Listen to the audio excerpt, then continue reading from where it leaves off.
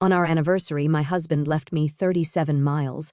My revenge exposed fraud and froze millions. My husband left me in the rain 37 miles from home. He said I needed a lesson. I didn't argue, I just watched him drive away. A black truck pulled up moments later. My bodyguard stepped out, calm and ready. I smiled as I climbed in. His cruelty had ended. This was his last mistake. I pressed record on my phone and slipped it back into my pocket as Andrew's Mercedes pulled into the empty rest stop.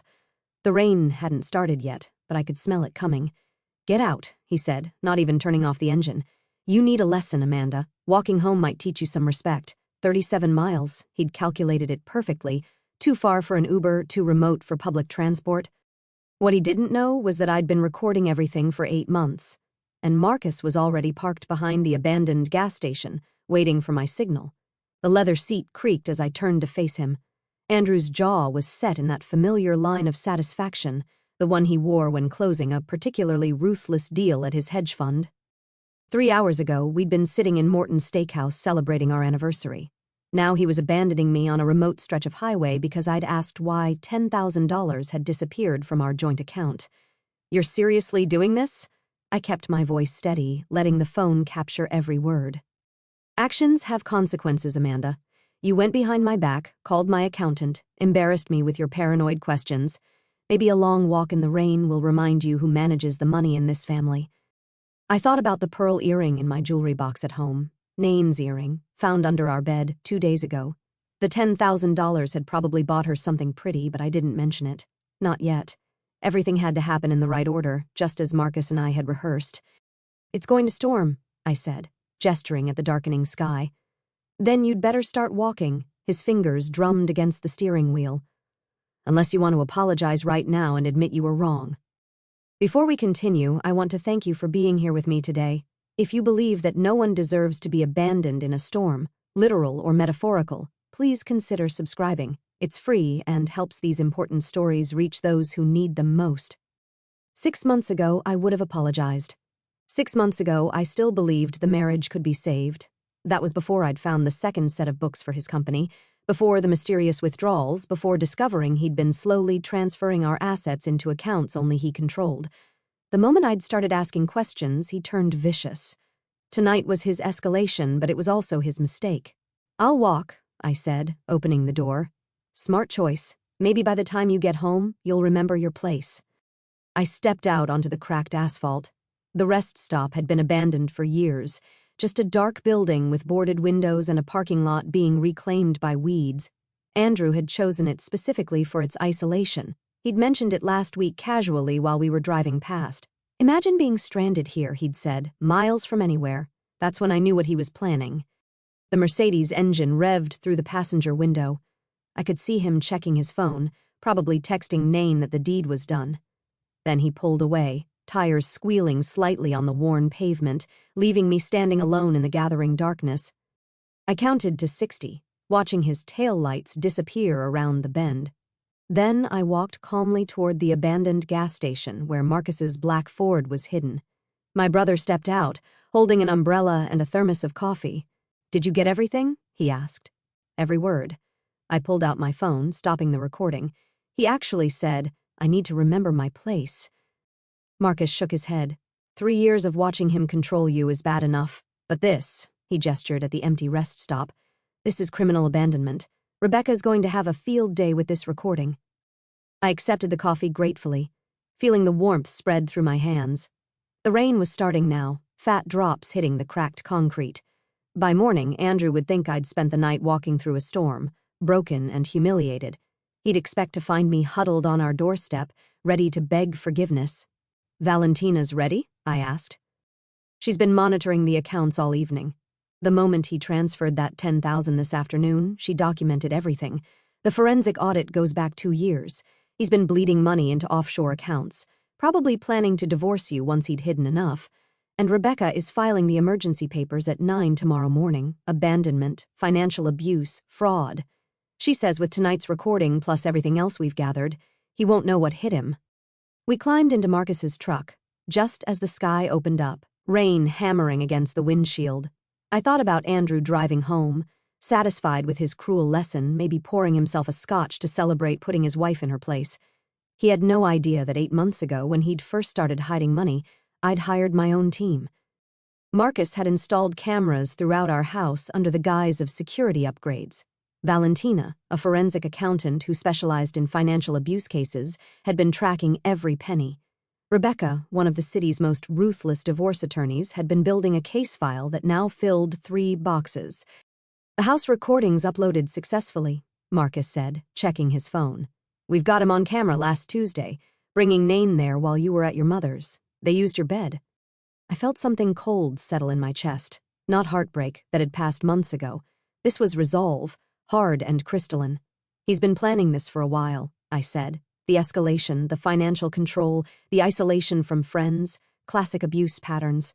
Rebecca says judges don't look kindly on husbands who abandon their wives as punishment. Marcus drove carefully through the storm, taking back roads to avoid any possibility of Andrew seeing us. We'd planned this route weeks ago, even doing practice runs. Every detail mattered. The hotel room was booked under my maiden name, paid for with cash Marcus had withdrawn gradually over 2 months. The clothes I'd need were already there, along with copies of all the documentation. You know he'll come looking for you when you don't show up tonight, Marcus said. Let him. The hotel security cameras will show me checking in alone, soaking wet, traumatized. The front desk clerk will testify that I could barely speak through the tears. Rebecca coached me on exactly what to say and how to act. The rain grew heavier as we drove toward the city. Andrew would be home by now, probably on his second drink, maybe calling Nain to brag about teaching me a lesson. Tomorrow morning, he'd wake up expecting to find me broken. Instead, he'd find his assets frozen, his office locked, and federal investigators waiting to discuss the discrepancies Valentina had uncovered in his hedge fund's books. Are you ready for this? Marcus asked as the hotel came into view. I thought about the woman I'd been 3 years ago, independent and successful, before Andrew had systematically dismantled my life. I thought about the recording on my phone, his cold voice telling me to get out and walk 37 miles in a storm. I thought about Nain's earring, the empty bank accounts, and the prenup he'd hidden in his office that would have left me with nothing. I've been ready for 8 months, I said. He just gave me the final piece of evidence I needed. Marcus pulled up to the hotel's side entrance. I grabbed the small bag we'd prepared, just enough to look like I'd escaped with nothing, and stepped out into the rain. It was time to play the part of the traumatized wife, abandoned and afraid. Tomorrow, Andrew would learn who really needed a lesson. The hotel lobby felt impossibly bright after the darkness outside.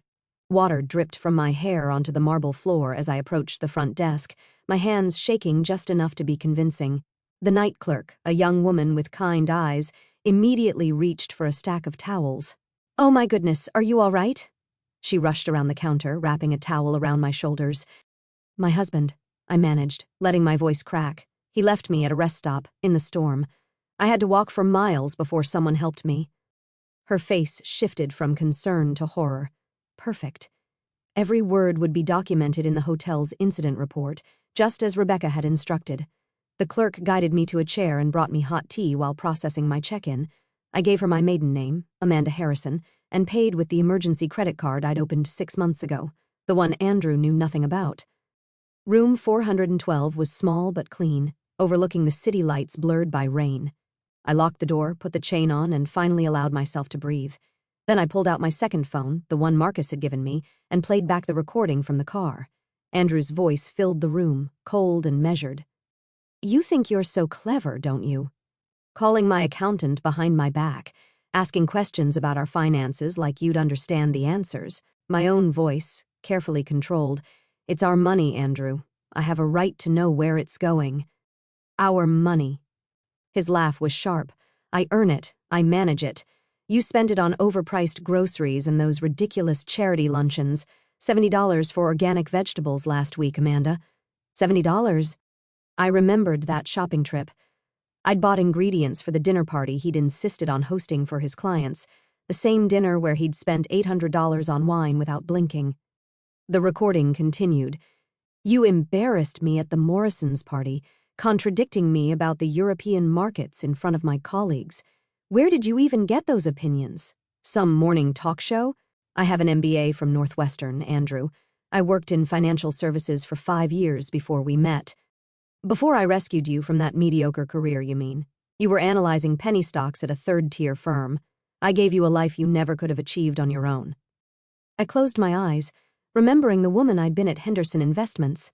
I hadn't been analyzing penny stocks. I'd been managing a portfolio worth $30 million. But Andrew had rewritten history so many times, sometimes even I forgot the truth. My phone buzzed. A text from Marcus. Valentina found something. 3 more accounts in the Caymans. He's been moving money for 18 months. 18 months. I thought back to when things had started changing, the sudden interest in separate checking accounts for tax purposes, the financial advisor who appeared without explanation, the documents he'd asked me to sign without reading because it's just routine stuff, trust me. Another text, this one from Rebecca. Judge Coleman agreed to emergency hearing tomorrow at 2 p.m. Bring the recording. Judge Patricia Coleman had a reputation for seeing through men like Andrew. She'd presided over 3 high-profile financial abuse cases in the past year, all resulting in favorable outcomes for the wives. Rebecca had specifically waited for her rotation. I changed into the dry clothes from the emergency bag I'd hidden here yesterday, then sat at the small desk and began writing. Not the statement Rebecca would help me polish for court, but notes for myself, reminders of who I really was beneath the person Andrew had tried to create. I wrote about the promotion I'd turned down because Andrew said the travel would strain our marriage, the investment opportunity I'd identified that would have tripled my personal savings, if I'd still had personal savings, the friendship with my college roommate that ended when Andrew convinced me she was jealous of our happiness. My phone rang, Andrew's ringtone. I let it go to voicemail, then played the message on speaker, recording it with my second phone. Amanda, this is ridiculous. It's been 3 hours. The lesson's been learned. Okay, call me back and I'll come get you. Don't make this worse than it needs to be. 10 minutes later, another call. This time his voice was harder. I know you have your phone.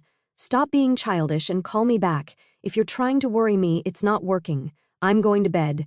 You can find your own way home. But I could hear the edge creeping in. He was starting to realize something was off. I'd always called by now, always apologized, always come crawling back. The silence was breaking his script. At midnight, Nain called. I almost didn't recognize the number, but something made me answer, staying silent. Hello, Amanda. Her voice was uncertain. Andrew asked me to call you. He's worried. He said you two had a fight and you're not answering his calls. He wants you to know he's sorry and you should come home. Andrew never apologized, never admitted fault. That he'd sent his mistress to deliver a fake apology showed how off balance he was. I hung up without speaking. By 1 a.m., the calls were coming every 15 minutes. Andrew, his mother Margaret, even his business partner James. I documented every single one. Their numbers, their times, their increasingly frantic messages. The abandoned wife was supposed to be desperate for rescue, not maintaining radio silence.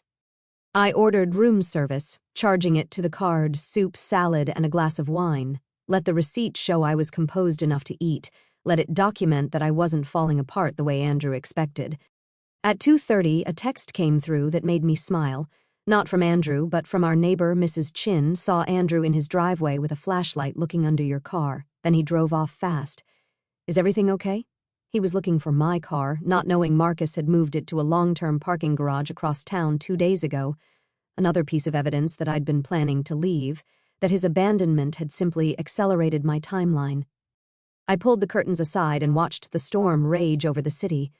Somewhere out there, Andrew was beginning to realize his perfectly controlled world was slipping. He thought he'd taught me a lesson about power and place.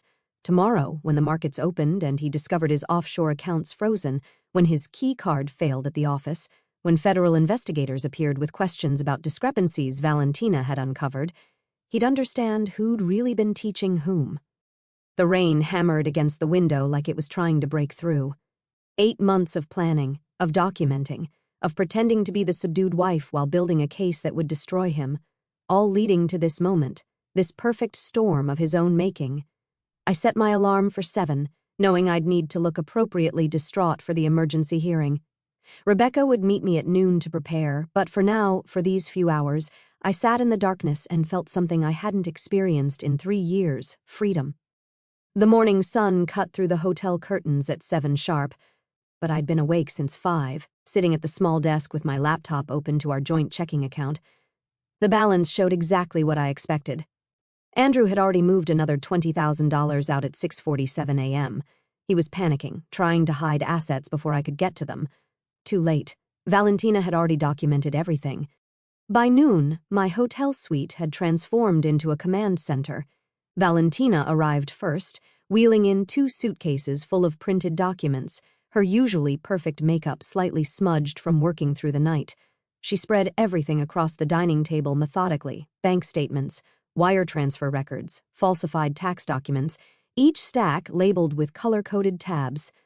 "The Cayman accounts are frozen as of 9 this morning," she said, pulling up a spreadsheet on her laptop. Andrew tried to access them at dawn. 3 failed attempts. He's probably destroying his office right now.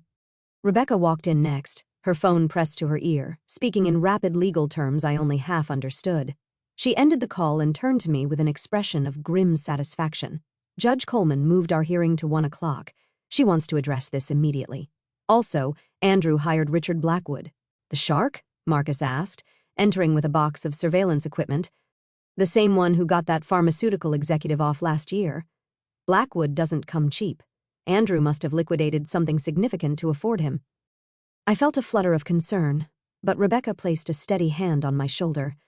"Blackwood's good, but he can't argue with video evidence and financial records. Plus, he's walking into this cold. We've had 8 months to prepare."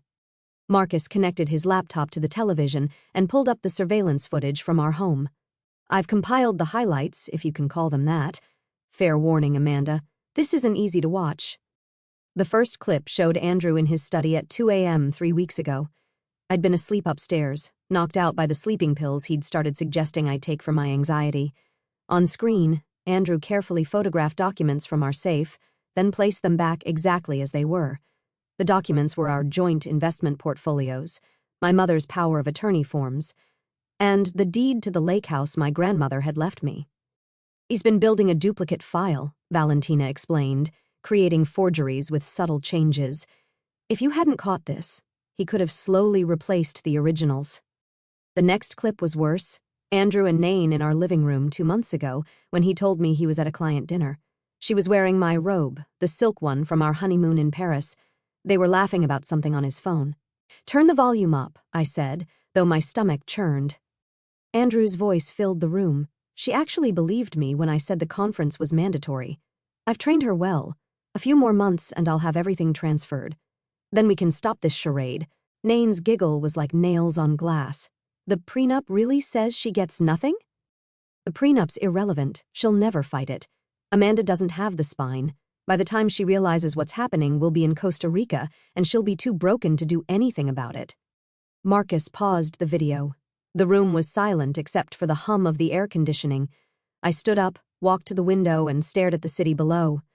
Somewhere out there, Andrew was probably in his office trying to figure out why his computer access was revoked, why his assistant couldn't reach the bank, why everything was falling apart. "There's more," Marcus said quietly. "Do you want to see it?" I nodded.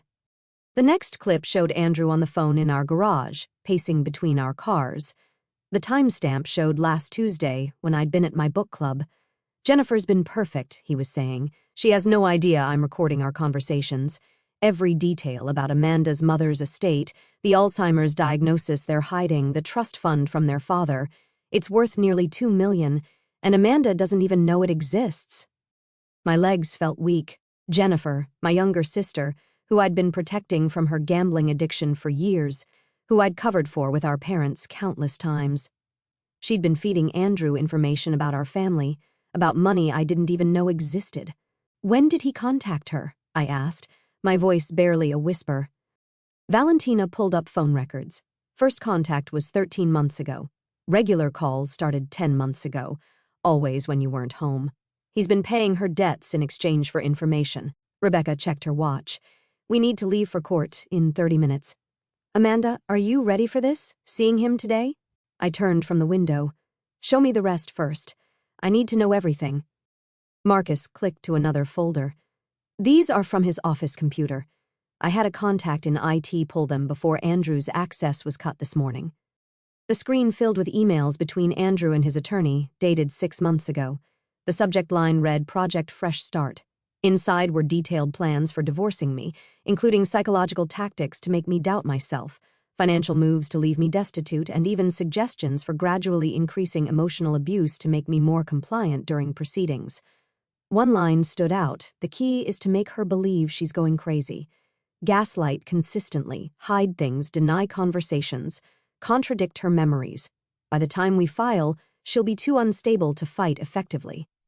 I thought about all the times over the past year when Andrew had told me I was misremembering things, the dinner reservation I'd made that he swore I'd never told him about, the conversation about visiting my parents that he claimed never happened, the jewelry that went missing then reappeared in strange places. I'd started writing things down secretly, thinking I was losing my mind. He was following a playbook.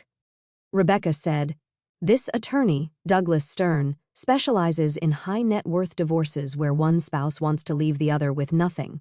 He's currently under investigation by the bar for ethics violations." Valentina pulled up one final document. "This is what triggered our emergency filing this morning. Andrew transferred $3.2 million from his hedge fund's client accounts into a personal account in Panama yesterday afternoon, right before he abandoned you. He must have thought he'd have more time before anyone noticed." "He was running," I said, understanding flooding through me. The abandonment wasn't just about control. He knew something was closing in. "The SEC received an anonymous tip yesterday morning," Rebecca said with a slight smile, "about irregularities in his fund's reporting." I looked at her. "You?" "Valentina, actually. Once she documented the embezzlement, we had an obligation to report it." The weight of Andrew's crimes was staggering. This wasn't just about our marriage or his affair. He was a criminal who'd been using me as cover while he pillaged client accounts and prepared his escape. The man I'd shared a bed with for 3 years was capable of destroying not just me, but dozens of innocent investors who'd trusted him with their retirement savings. "Judge Coleman needs to see all of this," I said, gathering my strength. "Every document, every recording, every piece of evidence." Rebecca smiled, the kind of smile that reminded me why she'd never lost a financial abuse case. "She'll see it all, and then Andrew Mitchell is going to learn what it feels like to lose everything." The courthouse corridors were marble and mahogany, designed to intimidate.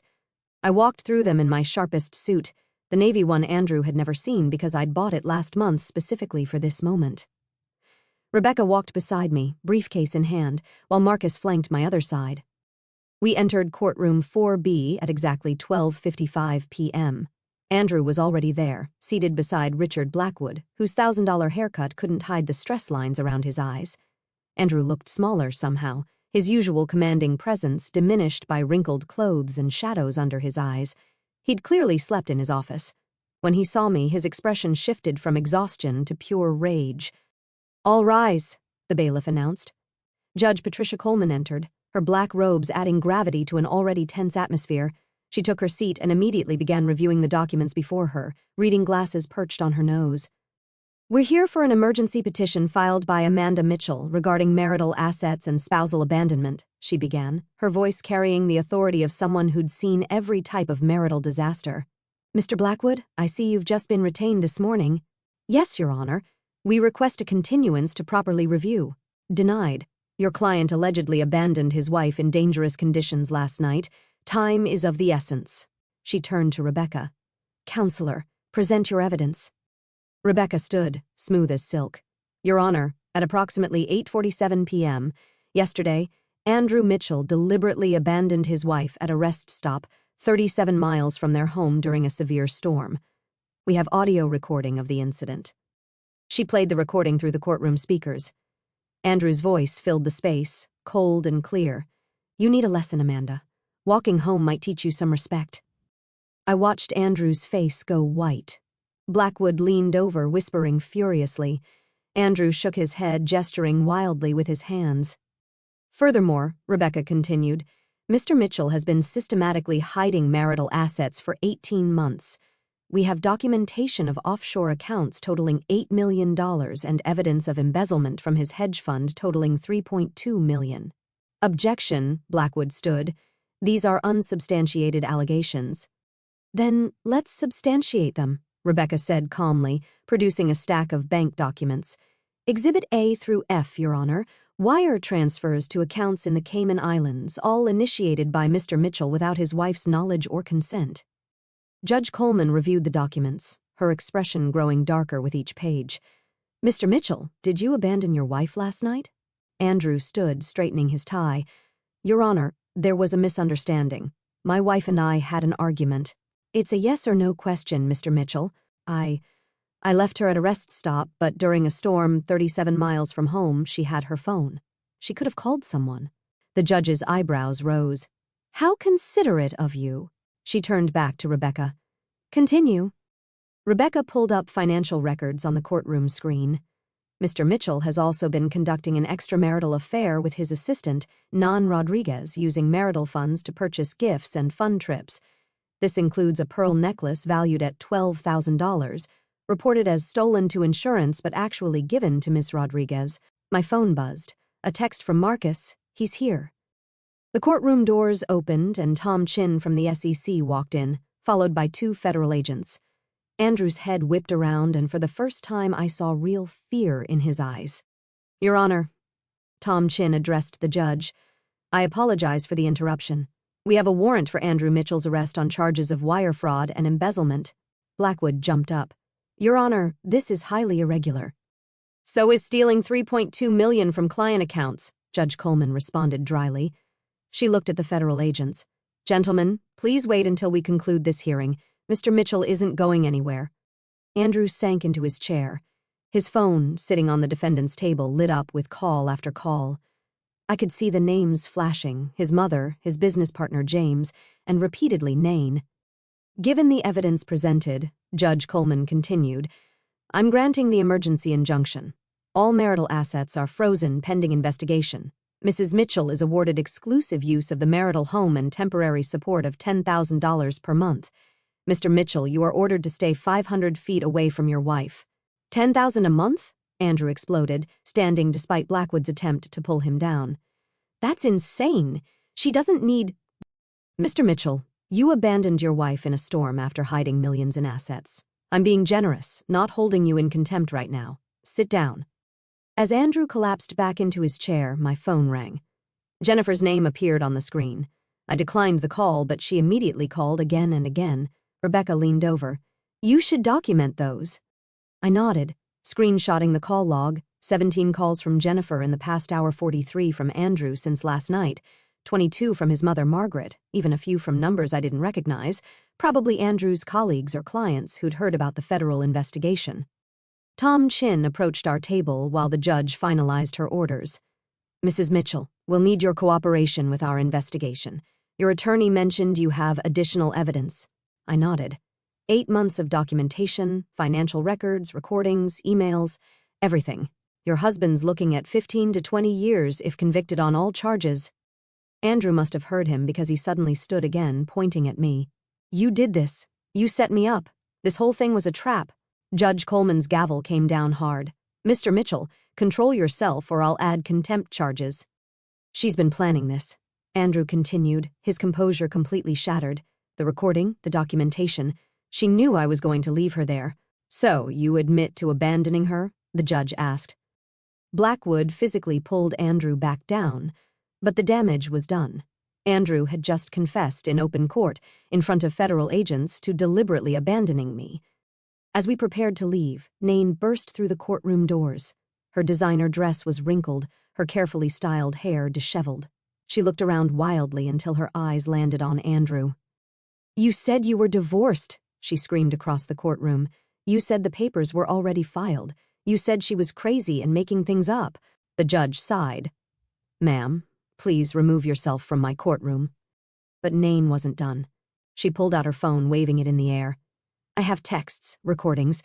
He promised me we were getting married. He said the money was his. Tom Chin's eyes lit up. He approached Nain carefully. Ma'am, we'd very much like to speak with you. Andrew's destruction was complete. His mistress was turning state's evidence. His assets were frozen. Federal agents were waiting to arrest him. And his carefully constructed image had crumbled in less than an hour. As we walked out, leaving Andrew to be processed by federal agents, my phone buzzed with one final message. It was from Margaret, Andrew's mother. I hope you're satisfied, destroying a good man over petty jealousy. I deleted it without responding. Margaret would learn soon enough that her son wasn't a good man. He was a criminal who'd been exposed, and I wasn't the one who destroyed him, he destroyed himself. The courthouse steps were crowded with reporters when we emerged. Someone had leaked the story, probably a court clerk who recognized Andrew's name from the financial pages. Microphones thrust toward us as Rebecca guided me through the crowd, her hand firm on my elbow. "Mrs. Mitchell, is it true your husband stole millions? Amanda, how long have you been planning this? Will you be pressing additional charges?" Rebecca stepped forward, her voice cutting through the chaos. "My client will not be making any statements at this time. The federal investigation is ongoing." We pushed through to Marcus's truck, and I caught a glimpse of the evening news van setting up across the street. By tonight, Andrew's face would be on every local channel, the golden boy of Minneapolis hedge funds, arrested for embezzlement and fraud. Margaret must be dying inside. Back at the hotel, I collapsed onto the couch while Rebecca poured us both water.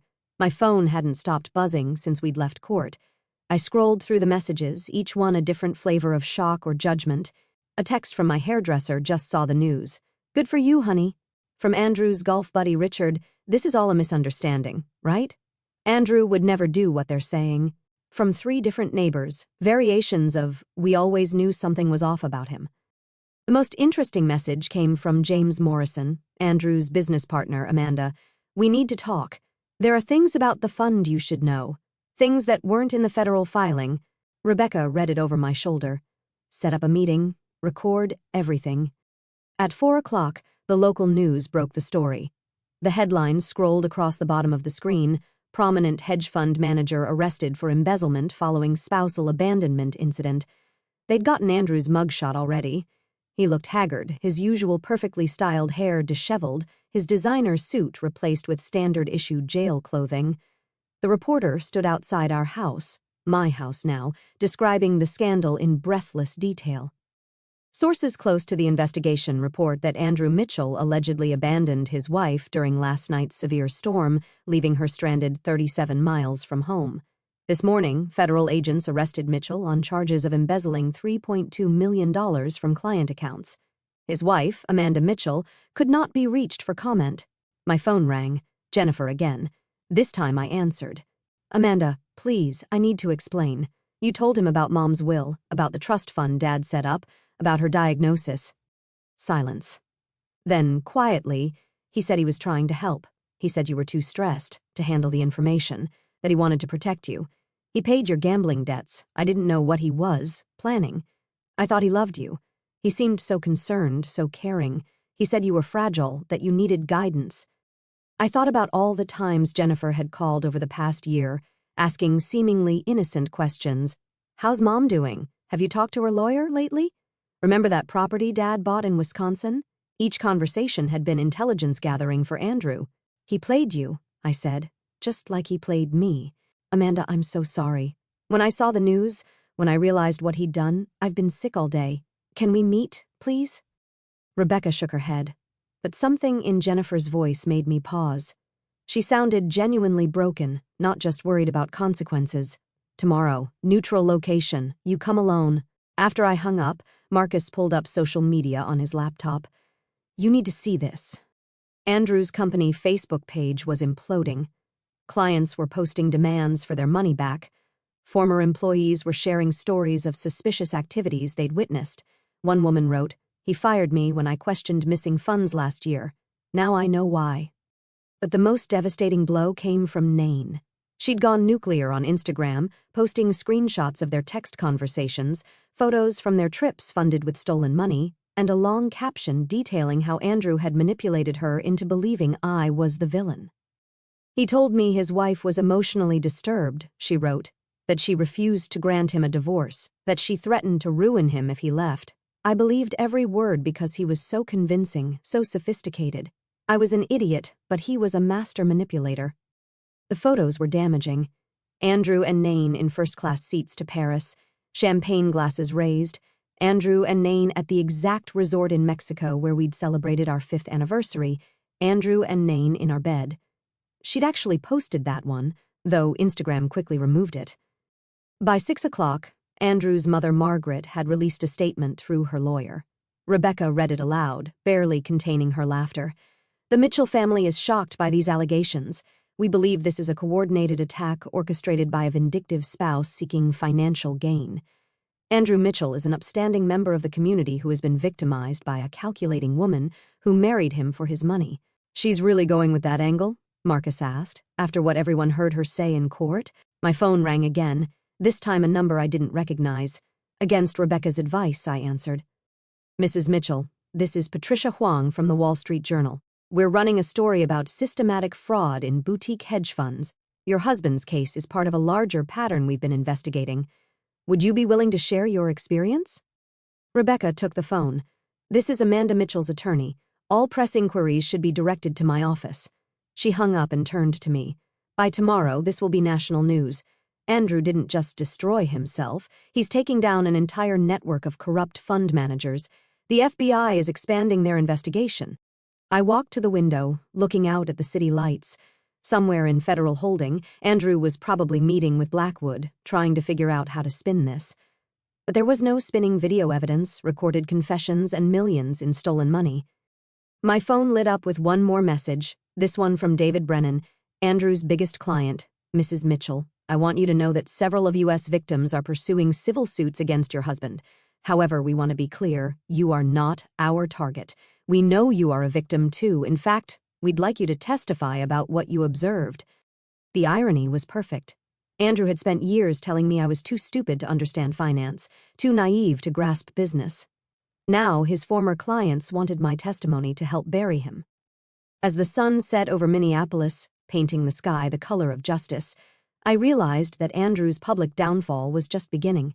Tomorrow, there would be more headlines, more revelations, more people coming forward with stories about the man they trusted with their money.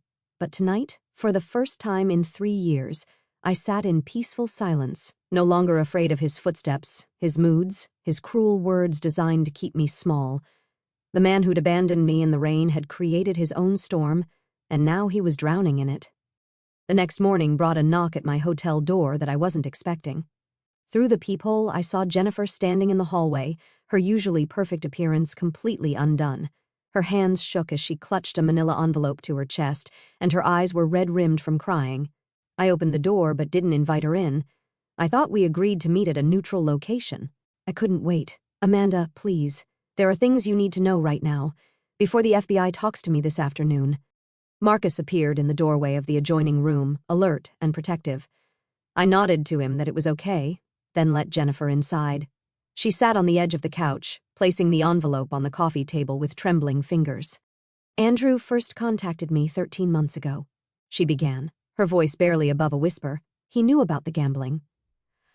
I don't know how he found out, but he knew I owed $47,000 to some very unforgiving people. He offered to pay it all, no questions asked, if I just answered some questions about our family finances and you. My voice was flat, controlled. You agreed. I was desperate. They were threatening to go to my employer to ruin my career. Andrew seemed like he genuinely wanted to help. He said you were too proud to ask our parents for money, that he wanted to surprise you by solving family problems behind the scenes. She opened the envelope and pulled out a stack of printed emails. These are our conversations, every one of them. I printed them all last night when I realized what he'd really been doing. I picked up the first email, dated over a year ago. Andrew's tone was warm, concerned, brotherly even. He wrote about wanting to be a better husband, wanting to understand my family dynamics so he could support me better. The manipulation was masterful. He was particularly interested in Mom, Jennifer continued. He wanted to know about her health, her mental state, her finances. I thought he was planning something nice for her, maybe paying for better care. You told him about the Alzheimer's. Jennifer nodded, tears streaming down her face. She made me promise not to tell you. She didn't want you to worry. She said you had enough stress with Andrew being so demanding, but he was so persistent, so caring. He said he'd noticed signs and wanted to help. I kept reading. The emails showed Andrew's questions growing more specific over time. What properties did our parents own? Were there any trusts? Who was the executor of their wills? Jennifer had answered everything, believing she was helping her brother-in-law better care for our family. Last month, he asked me to get Mom to sign some papers, Jennifer said. He said they were for insurance purposes, that it would protect her assets if her condition worsened. I actually took them to her, Amanda. Thank God her lawyer was there that day and recognized them as property transfer documents. That's when I started to realize something was wrong. My phone buzzed. David Brennan was calling. I put him on speaker so Marcus could hear. "Mrs. Mitchell, I'm sorry to bother you, but this is urgent. I've been going through our client files all night. Andrew wasn't just stealing from the general fund. He specifically targeted our elderly clients, particularly widows." "What do you mean, targeted?" "Mrs. Eleanor Hartley, for instance. Her husband died 2 years ago, left her everything with specific instructions that Andrew personally manage her portfolio. Within 6 months, Andrew had convinced her to sign power of attorney documents. She thought she was giving him authority to make trades. He used it to drain her accounts." I felt sick. Eleanor Hartley was 78 years old. I'd met her at several company events. A sweet woman who always talked about her grandchildren. How much did he take from her? $800,000. But here's the worst part. He convinced her she was developing memory problems, that she was forgetting conversations about withdrawals she'd authorized. He gaslit an elderly woman into believing she had dementia. Marcus was already taking notes, documenting everything for Rebecca. This changed the entire scope of the case. Andrew wasn't just a white-collar criminal. He was a predator who specifically hunted vulnerable people. "I have recordings," David continued. "I started secretly recording our partnership meetings 2 years ago when I noticed discrepancies. I was building a case to take to the authorities, but I was scared. Andrew had connections everywhere. But now that he's already in custody, I want to provide everything I have." After David hung up, Jennifer pulled out one more document from her envelope. "There's something else about Dad's estate. Our father had died 5 years ago, leaving what we thought was a modest inheritance split between Jennifer and me. But the paper she handed me showed something different. A trust account in my name alone, established the year before he died." "He knew about my gambling even then," Jennifer said quietly. "He loved me, but he didn't trust me with money, so he set this up for you, with Mom as the trustee. It's worth about $2 million. Andrew found out about it through me, and he's been trying to access it for months." I stared at the document. $2 million my father had hidden to protect it from both Jennifer's addiction and, unknowingly, from my husband's greed. The account was held at a small private bank in Wisconsin, one Andrew wouldn't have known about without Jennifer's information. "We need to go see Mom," Jennifer said. "Today. She's been holding on to something for you, something she wouldn't even tell me about. She said she was waiting for the right moment." An hour later, we sat in my mother's room at the memory care facility. She was having one of her increasingly rare clear days, her eyes bright and focused as she held my hand. "I knew what he was the first time I met him," she said, her voice stronger than it had been in months, the way he looked at our house, evaluating everything like he was cataloging assets, the way he steered conversations toward money. "Your father saw it too." She reached into her bedside drawer and pulled out a small key. "Safety deposit box, First National Bank on Hennepin. Your father put things there the week before he died, documents, evidence." "Evidence of what, Mom?" "Andrew tried to forge your signature last year. Loan documents, property transfers. The bank manager was your father's friend. He called me, sent me copies of everything. It's all in the box." I took the key, feeling its weight. My father had been protecting me even from beyond the grave, and my mother had been standing guard over that protection despite her declining memory. "There's more," Mom said, her grip tightening on my hand. "The FBI came here yesterday, not about Andrew's arrest, about something bigger. They said his name came up in an investigation that's been running for 3 years, a network of fund managers who've been systematically defrauding elderly clients across 5 states. The room felt suddenly airless. Andrew's abandonment of me in the rain wasn't just about control or cruelty. He'd known the FBI was closing in. He'd wanted me broken and compliant because he thought he could use me as either a shield or a scapegoat when everything collapsed. "He never expected you to fight back," my mother said, a small smile crossing her face. "Men like him never do. They think kindness is weakness. They're always surprised when they learn otherwise." As we prepared to leave, my mother squeezed my hand one more time. "Your father would be proud of you. You're stronger than Andrew ever imagined." Driving away from the facility, with Jennifer beside me and Marcus following in his truck, I thought about the layers of deception Andrew had built. Each revelation peeled back another level of his criminality. He wasn't just a bad husband or a corrupt fund manager. He was the center of a web of financial abuse that had destroyed dozens of lives. But he'd made one fatal error. He'd assumed that the woman he'd left in the rain would stay there, broken and defeated. Instead, she'd become the storm that would wash away everything he'd built on the suffering of others. The First National Bank on Hennepin stood like a fortress of old money and older secrets. Jennifer waited in the car while Marcus accompanied me inside, where the safety deposit box my mother had protected waited in a climate-controlled vault. The bank manager, Mr. Polson, remembered my father well and handled the key with the reverence of someone who understood he was part of something significant. Inside the box lay a stack of documents that made my hands tremble, forged loan applications with my signature dated 6 months ago, property transfer papers for my grandmother's lake house, which Andrew had apparently tried to sell without my knowledge, bank statements from accounts I'd never seen, opened in my name but controlled by Andrew. My father had somehow obtained copies of everything. His handwriting on sticky notes explained what each document meant. One note attached to a forged power of attorney document simply read, "He will try to take everything. Don't let him." Marcus photographed every page while I sat in stunned silence. The scope of Andrew's betrayal kept expanding like ink spreading through water. This wasn't just about our marriage or even the stolen millions. He'd been systematically working to erase my financial existence, to make me completely dependent on him, or worse, to frame me for his crimes if necessary. 4 months later, I walked into the federal courthouse for the first day of Andrew's criminal trial. The media attention had only intensified since his arrest. News vans lined the street. Reporters called out questions I didn't answer. I wore a charcoal gray suit that had never seen the inside of our shared closet, bought specifically for this moment, professional, dignified, expensive enough to show I wasn't broken. Andrew sat at the defendant's table in a suit that no longer fit properly. He'd lost weight in federal custody, and his formerly perfect hair had grown out awkwardly. When our eyes met across the courtroom, I smiled, the same serene smile I used to give him over morning coffee when he'd lecture me about my spending. But now that smile carried the weight of everything I knew and everything he was about to lose. The prosecutor, Assistant U.S. Attorney Michael Torres, laid out the case methodically: 12 counts of wire fraud, 2 counts of elder abuse, 1 count of conspiracy to commit financial crimes.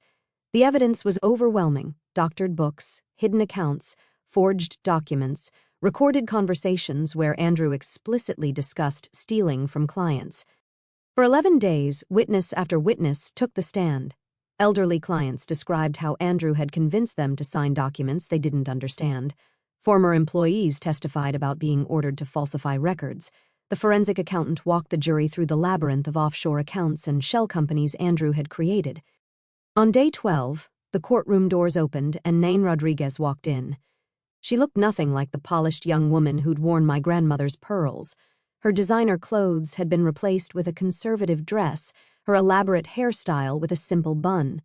She'd been granted immunity in exchange for her testimony, and she was about to bury Andrew with it. "Ms. Rodriguez," the prosecutor began, "how long were you romantically involved with the defendant?" 18 months, Nain answered, her voice steady but quiet. "And during that time, did Mr. Mitchell ever discuss his business practices with you?" "Yes, frequently." He thought it was amusing to explain how he was moving money around without anyone noticing. He called it playing three-dimensional chess while everyone else played checkers. She produced recordings from her phone, conversations where Andrew bragged about targeting elderly clients, about hiding money from me, about his plans to disappear to Costa Rica once he'd accumulated enough. In one recording, his voice clear and damning, Amanda's the perfect cover. Sweet, trusting, asks no questions. By the time she figures out what's happening, I'll be gone and she'll be left holding the bag. But Nain's most devastating revelation came near the end of her testimony. 3 weeks before his arrest, Andrew told me he was planning to leave me too. He had another woman in Costa Rica, someone he'd met online. He was going to abandon me just like he abandoned his wife. The look on Andrew's face was worth every moment of pain he'd caused me. His jaw dropped. His attorney frantically whispered in his ear, but the damage was done. His mistress had just revealed that he'd been playing everyone, including her. The next day brought another shock. A young man named Christopher Walsh took the stand, 22 years old, with Andrew's same sharp jawline and calculating eyes. The prosecutor established his identity quickly, Andrew's son from a college relationship whose existence Andrew had hidden for over 2 decades. My mother has been receiving payments from Andrew Mitchell for 22 years, Christopher testified. $1,500 a month to keep quiet about my existence. She has records showing the money came from his client accounts. I watched Andrew shrink in his chair. As Christopher continued, he told my mother that if she ever contacted his family or went public, he'd destroy her reputation and ensure she never worked in finance again. She has that threat in writing. The prosecutor introduced 22 years of bank records showing regular payments from the same accounts Andrew had been pillaging. He'd been stealing from elderly clients not just for luxury and escape, but to hide the evidence of his past. Andrew's defense attorney tried to object, arguing this was prejudicial and irrelevant to the financial crimes. But Judge Coleman overruled him.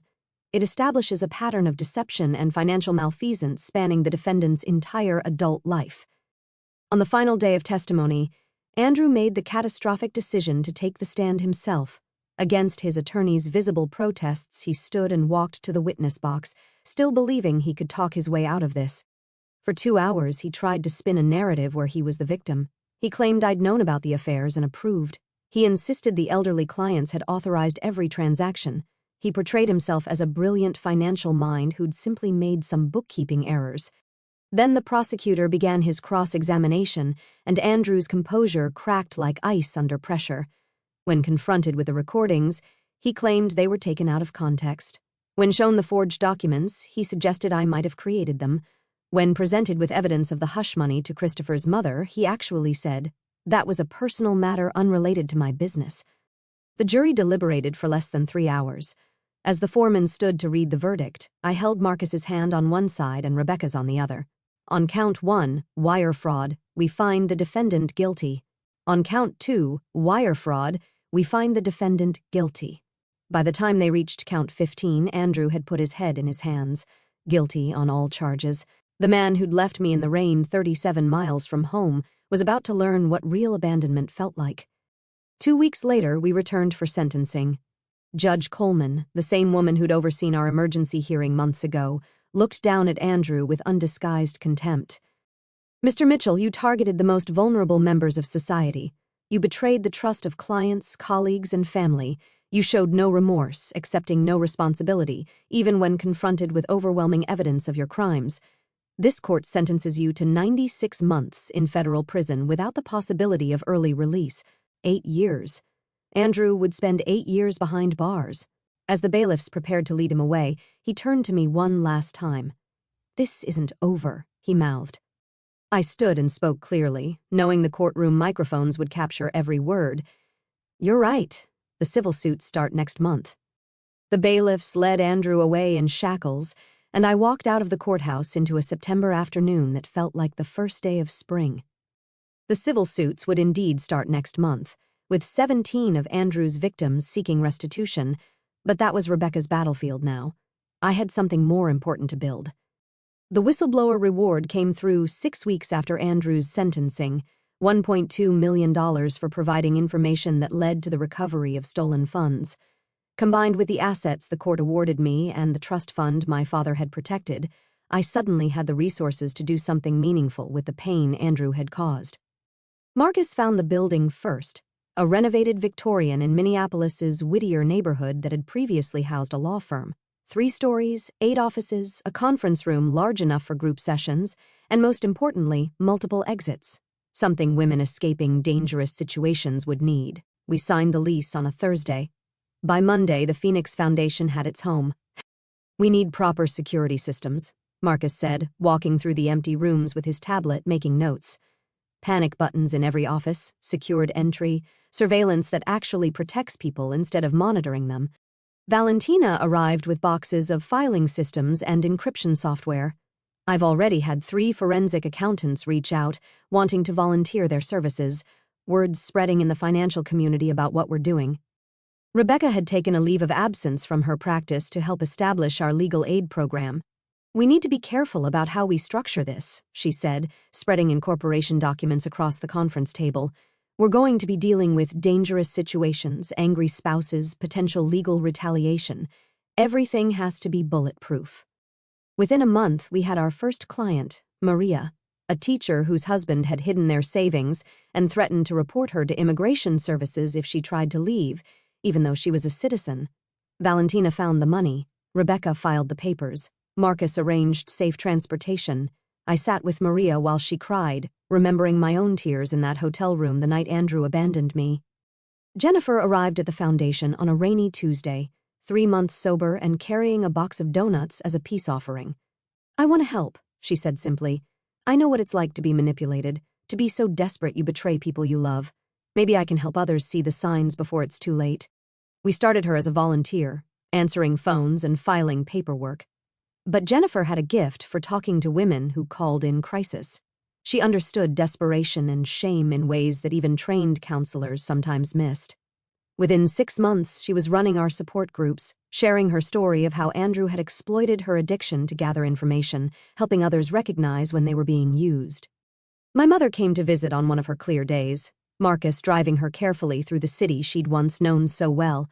She sat in my office, looking at the framed photos on the walls, women who'd given permission to share their success stories, faces beaming as they stood in front of new apartments, at graduation ceremonies, with children they'd managed to keep safe. "Your father would be so proud," she said, touching a photo of a woman who'd escaped with 3 children and was now in nursing school.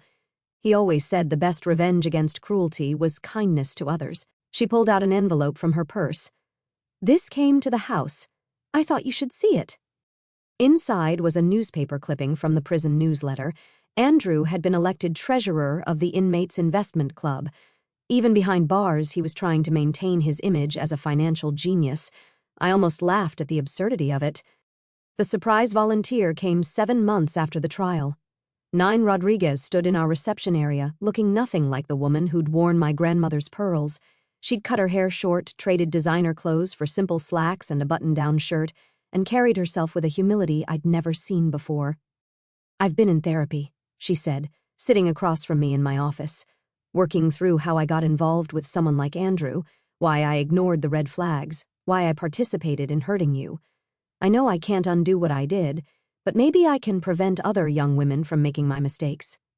She started by speaking at colleges, warning business students about older men in power who promised career advancement in exchange for companionship.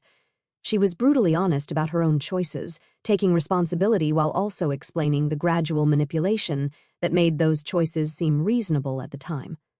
"He made me feel special," she told a group of graduate students one evening. "Like I was smarter and more sophisticated than other women my age. By the time I realized I was just another victim in his game, I was in too deep to see the exit." 1 year after Andrew's sentencing, a letter arrived at the foundation. His handwriting was still perfect, even on prison stationery. 4 pages of vitriol, blaming me for his downfall, claiming I'd orchestrated everything from the beginning, that I'd entrapped him. He listed every perceived slight, every moment he now realized had been part of my plan. The final line read, "I hope you learned your lesson." I had the letter professionally framed and hung it on my office wall, right next to my degrees and certifications. When clients asked about it, I told them the truth. Yes, I had learned my lesson. I'd learned that when someone shows you who they are through their cruelty, believe them. I'd learned that patience and planning could overcome years of abuse. Most importantly, I'd learned that the best response to someone trying to break you is to become unbreakable, then use that strength to lift others. 18 months after that night at the rest stop, I stood in my office looking at a wall covered in thank you cards. 87 women had found safety through the Phoenix Foundation. Some had needed just legal advice and financial forensics. Others had required complete extraction plans, safe houses, and new identities. Each one had arrived broken in some way, convinced they were trapped, that their situation was hopeless. Eleanor Hartley, the widow Andrew had defrauded, had become our biggest donor. She'd recovered most of her money through the civil suits and insisted on funding our emergency shelter program. "That man tried to convince me I was losing my mind," she said at our fundraising gala. Amanda showed me I was actually finding my strength. The rain was falling again outside, drumming against the windows of the Victorian that housed hopes and second chances. I thought about that night, 37 miles from home, standing in the downpour while Andrew drove away, confident he'd broken me. He thought he was teaching me about power and control, about knowing my place. Instead, he taught me that cruelty creates its own destruction, that every action has consequences, and that sometimes the person you abandon in the rain has already seen the storm coming and prepared accordingly. Through the Phoenix Foundation, his act of calculated cruelty had become the catalyst for saving women he never believed deserved saving. The ultimate lesson, the one Andrew never saw coming, wasn't about obedience or respect or knowing one's place. It was about transformation. He tried to leave me powerless in a storm. Instead, I'd become the shelter. If this story of calculated justice kept you on the edge of your seat, hit that like button right now. My favorite part was when Amanda stood in court, wearing the sharp suit Andrew always said made women look too aggressive, and smiled at him with the same serene expression she used to give him over breakfast. What was your favorite moment of sweet revenge? Drop it in the comments below. Don't miss more gripping stories like this.